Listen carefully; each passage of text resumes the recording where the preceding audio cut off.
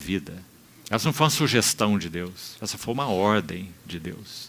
E o inimigo só poderia obedecê-la, e nada mais. Então, Deus é o Deus da providência. Todos os arranjos debaixo da providência de Deus são usados para que o vaso seja forjado, seja preparado. Então, deixando isso claro, vamos ver um princípio expresso, este princípio, expresso num texto de Paulo a Timóteo, para iniciarmos algo sobre a vida de Davi, confiando que o Senhor nos dará condições de abordá-lo, mesmo que objetivamente.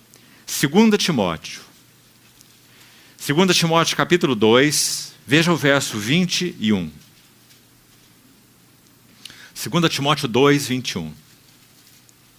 Assim, pois, se alguém a si mesmo se purificar destes erros, será utensílio ou vaso para honra, santificado e útil ao seu possuidor, estando preparado para toda boa obra.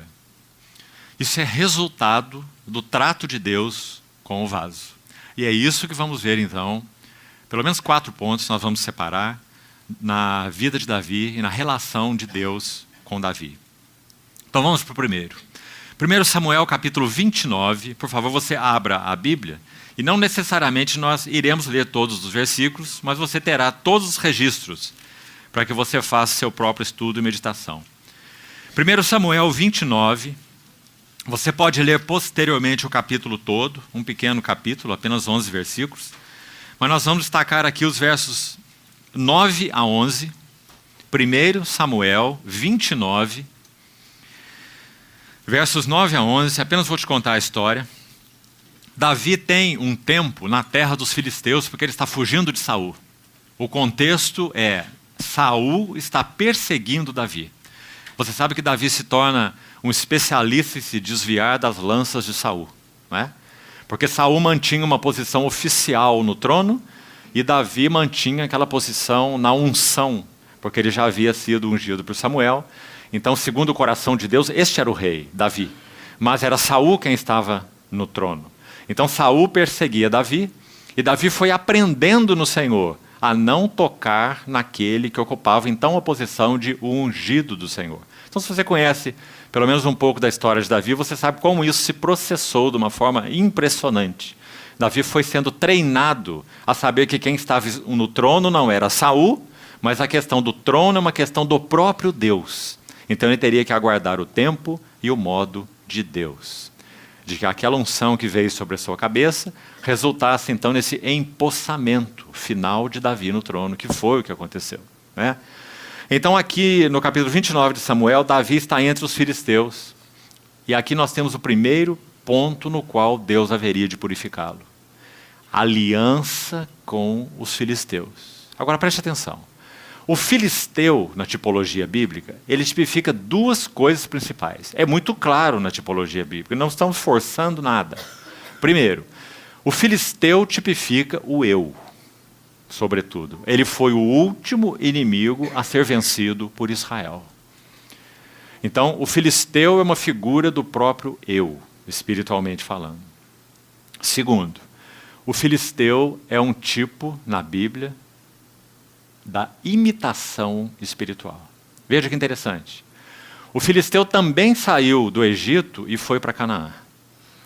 Só que ele não passou pelas 2 águas que o povo de Deus passou.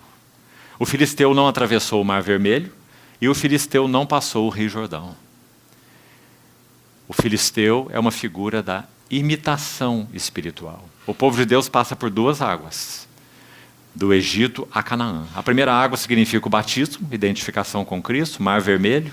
E a segunda água, a abertura do Jordão, significa quebrantamento. Jordão, o nome significa descendo, porque ele desce do Hermon até o Mar Morto. Então, Davi está entre os filisteus. Ali ele buscou refúgio, Saul está perseguindo Davi. Agora acontece algo importante aqui. Davi se alia. Uma coisa é se refugiar entre os filisteus diante do contexto que ele estava vivendo. Outra coisa é fazer aliança com os filisteus. Davi fez aliança com os filisteus porque ele desejava derrubar Saul. Como falamos, o Senhor trata Davi de muitas formas para que ele aprendesse de que, ao modo de Deus e ao tempo de Deus, ele assumiria o trono designado por Deus. Ele aprendeu isso em um processo. Então, Davi, ele está residindo, olha aí o seu capítulo 29, versos 9 a 11. Não precisamos ler, você tem o registro aí. No capítulo 30, você deve seguir então na sua leitura, nesse primeiro ponto que estamos destacando, a aliança com os filisteus. Capítulo 30, do verso 1 ao verso 6. Nós não vamos ler, porque precisamos aqui guardar bem nosso tempo. Mas está aí, citado para você. Você vai ver o que acontece por causa da aliança que Davi fez com os filisteus.